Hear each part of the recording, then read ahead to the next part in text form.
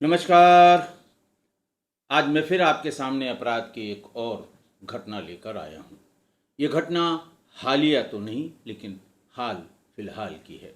प्रांत है पंजाब, जिला है लुधियाना। लुधियाना के पास एक गांव है माछीवाड़ा, और उसका जो नाम है माछीवाड़ा कस्बे में उस इलाके का, वो है गढ़ी तरखान। गढ़ी तरखान का ये वाक़या है, जो माछीवाड़ा मोहल्ला है लुधियाना के पास। वहाँ 10 मई 2026 को दो भाई थे, हैदर अली और फिरोज़ अली। रात में कोई 2:30-3 बजे के आसपास हैदर अली ने, दोनों एक ही कमरे में सोते थे, हैदर अली ने ये नोटिस किया जब वो करीब 3 बजे के आसपास उठा कि उसका भाई कमरे में नहीं है। उसने फ़ौरन फ़ोन उठाया और उसको फ़ोन मिलाया। भाई फिरोज़ अली ने कहा कि मैं अपने दोस्त के यहाँ आया हूँ और अभी 10 मिनट में वापस आ जाऊँगा। उसकी बात का यकीन करके वो हल्की सी, जैसे कहते हैं, नींद में उठा था और नींद में ही सो गया। करीब आधे घंटे बाद उसकी फिर नींद खुली तो भाई फिर नहीं लौटा था। उसने फ़ोन मिलाया तो फ़ोन स्विच ऑफ था। उसके मन में कुछ आशंका सी हुई। वो उठा, घर वालों को जगाया और ये बताया कि ऐसे ऐसे हुआ था, मैंने फ़ोन किया था 3 बजे के आसपास, उसने कहा था मैं 10 मिनट में आ रहा हूँ, लेकिन आया नहीं। लेकिन सवाल ये है कि मैं कहाँ ढूंढूं।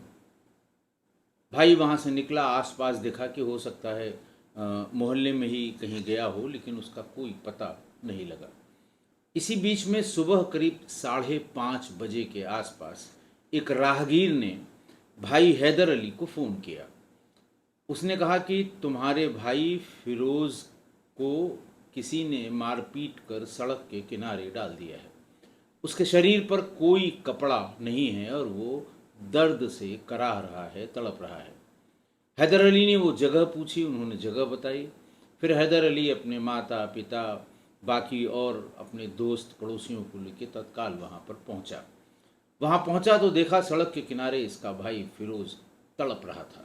कह रहा था बहुत तेज पेट में दर्द हो रहा है। अपने साथ ही लोग कपड़ा लेके गए थे। जैसे ही उसने बताया कि बिल्कुल निर्वस्त्र है, नग्न है, तो ये कपड़ा लेके गए थे कि पता नहीं क्या बात है।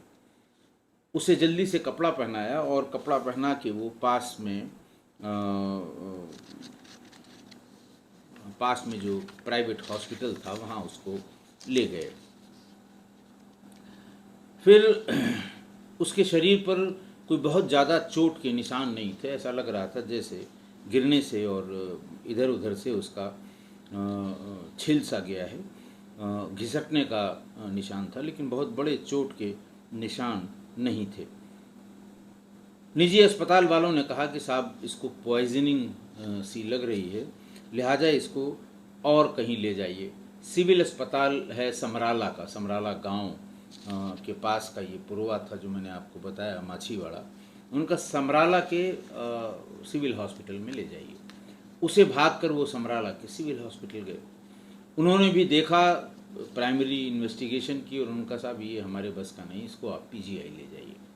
फिरोज़ अली को लेके वो लोग पीजीआई चंडीगढ़ के लिए भागे, लेकिन पीजीआई पहुंचने से पहले ही रास्ते में फिरोज़ अली ने दम तोड़ दिया। फिरोज़ अली समराला के एक स्कूल में कक्षा 11वीं का छात्र था। खैर, पुलिस ने अपनी तरह से इसकी इन्वेस्टिगेशन शुरू की कि क्या हो सकता है। घर वालों ने इसका थोड़ा हिंट दे दिया।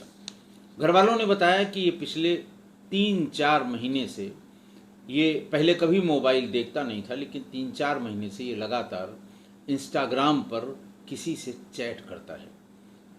भाई हैदर अली ने कहा कि मैंने कई बार पूछा कि कुछ तुम उलझे से रहते हो, दिन भर बिजी रहते हो, हाथ में मोबाइल फ़ोन रहता है, खाना खाने की भी याद नहीं आती, 2-2 घंटे बाद खाना खा पाते हो, क्या बात है। उसने कहा नहीं, कोई बात नहीं है, और कोई भी बात बताने से उसने इनकार कर दिया। खैर, पुलिस ने फ़ौरन उसकी सीडीआर निकलवाई, क्योंकि मौके पर उस समय तक, सवेरे जब पुलिस पहुंची थी, तो कोई, चूँकि उसके कपड़े भी नहीं मिले थे और कोई मोबाइल भी नहीं मिला था। सवेरे ही जो क्राइम ब्रांच है उसको नंबर देकर इसका घर वालों ने नंबर बताया और नंबर देकर उसकी जब सीडीआर निकलवाई गई तो अंतिम कॉल,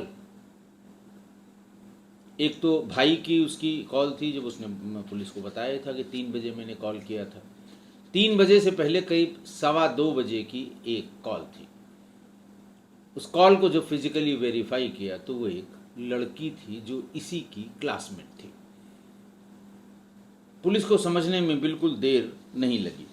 खैर, जब वो उस समय बोल रहा था तो वो लगातार उसने कहा कि साहब मुझे मारा है और मुझे कुछ खिला दिया है, मेरे पेट में बहुत तेज दर्द हो रहा है, ऐसा उसने अपने भाई को बताया था। और ये बात फिर पुलिस को भी भाई ने बता दी, भाई हैदर अली ने।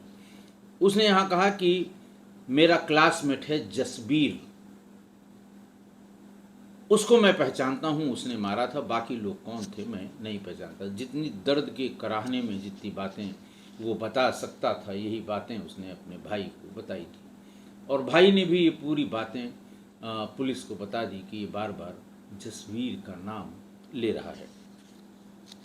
खैर, उस लड़की का पता लग गया और ये पता लगा कि उससे बहुत ही गंभीर गंभीर बातें होती थीं, रात भर बात होती थी। और ये भी पता लगा कि कभी कभार हफ्ते में 2 दिन या 1 दिन ये दोनों मोबाइल एक सर्टेन समय के बाद एक ही टावर पर लोकेट होते थे, यानी दोनों साथ हुआ करते थे, जबकि दोनों के घर अलग अलग टावर पे मौजूद थे, टावर के क्षेत्र में आते थे। पुलिस ने फिर पहले तो एक अज्ञात में मुकदमा लिखवाया था फिरोज अली के भाई ने, लेकिन बाद में इसे धारा 103(1) 3(5) BNS के तहत थाना समराला में FIR दर्ज की गई। मामले की जांच और आरोपियों को गिरफ्तारी के लिए पुलिस ने अलग अलग टीमें बनाई। SP D पवनजीत ने बताया कि गिरफ्तार आरोपियों से जो जानकारी हुई है वो ये हुई है कि पिछले साल भर से इन दोनों क्लासमेट्स में पहले बातचीत और फिर धीरे धीरे इधर 2-3 महीने से इनमें बहुत गहरे संबंध हो गए थे और किसी तरह से घर वालों को किसी ने बता दिया। घर वालों को जहाँ तक है, मैं आपको बहुत बार बता चुका हूँ कि इस तरह के प्रेम की बातें उस लड़की से जो किसी और की जैसे नज़र है, वो भी क्लासमेट की, तो वो पीछा करता है कि भाई ये किससे बात कर रही है कि हमसे बात नहीं कर रही है। ये एक तरह से जेलस हो जाता है कि हमसे क्यों नहीं बात कर रही। तो इसी तरह के किसी लड़के ने लड़की के घर वालों को ये बता दिया कि ये सब स्कूल में चल रहा है, ये इस रास्ते से आते हैं, इस रास्ते पे आते हैं, फला पेड़ के नीचे रुकते हैं, वहाँ बात करते हैं और ये रात में भी बात करते हैं, क्योंकि दोस्तों के बीच में फिरोज अली लंबी लंबी बातें अपनी गर्ल फ्रेंड के बारे में बताया करता था। पुलिस को कोई शंका नहीं रही कि ये किसका काम होगा।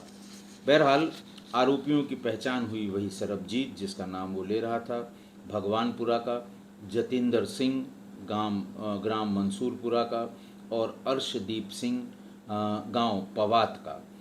कर्मजीत सिंह और धर्म सिंह की गिरफ्तारी अभी तक नहीं हो पाई है, ये फरार हो गए हैं। जिन लोगों को गिरफ्तार किया गया उनके बारे में SP साहब ने, ये D पवनजीत ने ये बताया कि जब घर वालों को जानकारी हो गई तो घर वालों ने लड़की का पीछा करना शुरू किया।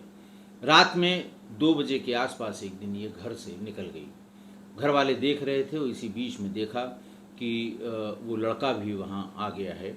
और फिर ये जब तक घर के बाहर से निकलकर भीतर जाते और लोगों को खबर करते, तब तक लड़की भी घर वापस आ गई और लड़के को भी वापस इसने भेज दिया था। उसे पूछताछ हुई, घर वालों ने उसे स्कूल जाने से मना कर दिया, उसे प्रताड़ित किया और फिर धीरे धीरे उसको अपने कब्जे में लेकर उन्होंने ये कहा कि अब तुम उसको फ़ोन करके बुलाओगी और वो तुम्हारे पास जब आएगा तब हम उसको सबक सिखाएंगे। पूरे परिवार ने घेर के अपने सामने ही उसे फ़ोन कराया उस लड़के को, और उस लड़के को, फिरोज़ अली को, इसी टाइम में पहले सब चीज़ें पूछ लें, कितने बजे आता है, कितने बजे जाता है, कैसे आता है, कौन फ़ोन करता है, तुम फ़ोन करती होगी, वो फ़ोन करता है। अब जब सारे परिवार ने घेर के उसे प्रताड़ित करना शुरू किया, उसने सब बातें बता दी।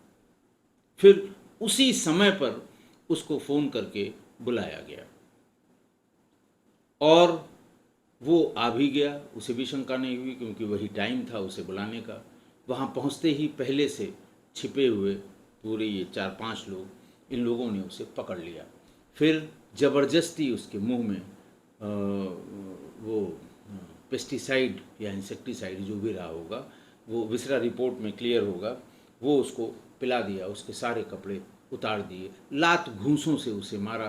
थोड़ी देर तक देखा, जब उसे लगा कि अब ये बहुत देर तक जिंदा नहीं रहेगा, उसे नग्न हालत में ही सड़क के बाहर फेंक दिया गया। आज की घटना देखिए, 11वीं क्लास के लड़का लड़की, इन दोनों में प्यार हो गया। या तो ये जस्ट बालिग हुए होंगे, जो भी इनके रिकॉर्ड में उम्र दी हुई है, या 2-4 महीने में बालिग होने वाले होंगे। और इतनी कच्ची उम्र में 11वीं के छात्र थे। 10वीं के बाद ही दोनों को, लड़के और लड़की दोनों को, घर वालों ने मोबाइल उपलब्ध करा दिया, जैसा सभी सामान्य घरों में होता है। लड़के जिद करेंगे, क्लास टीचर का मैसेज आता है, नोटिस आती है दुनिया भर की, फिर परेशान होकर उनको मोबाइल दे दिया जाता है। खैर, उसके बाद फिर ये जो मोबाइल देवता थे, ये लड़का लड़की दोनों के सिर पर चढ़कर बोलने लगे।